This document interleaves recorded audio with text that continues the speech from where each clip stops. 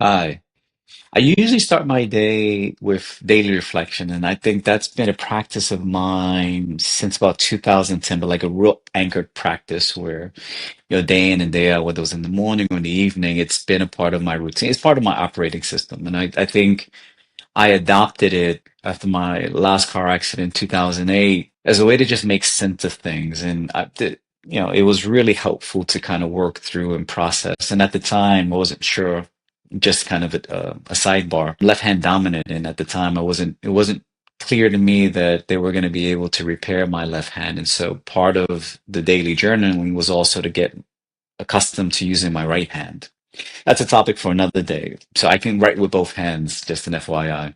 But since I became a father, there's a theme that shows up that's quite consistent in my journaling, and is that I've learned a lot from my son that's actually impacted how I show up in my own work, and very specifically his ability to recognize, to demonstrate and role model what celebration looks like. So I'm a recovering workaholic, born and raised in New York City. So time is money, worked full time, studied full time, and was always side hustling. So that was the mindset. So recovering workaholic, and had to really redefine what healthy boundaries were for myself in terms of, while I love my work, there needs to be a start and a stop as well. I just can't consume my every moment of my being. And as a high potential talent, one of the challenges of being a high potential talent is that you expect so much of yourself, that your accomplishments and your successes, they come through the lens of, oh yeah, I expect that of myself. And so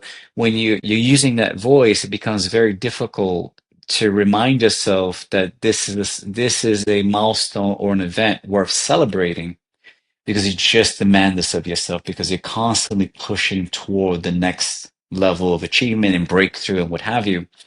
That, it's great to just have my son. So for example, my first book just came out in September 9th, and by September 10th they hit Amazon bestseller list. And so when the book came out, he was excited, and when he saw the first book cover, he was excited. Just each time, and very specifically though, but on September 10th, when we realized we hit bestseller, the hug that he gave me and just the energy, just okay, that's how excited and happy I'm supposed to be feeling.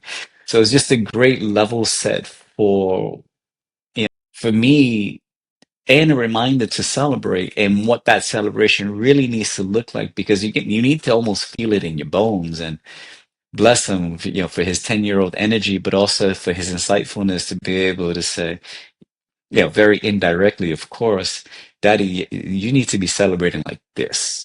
And I'm really grateful for that. Yeah.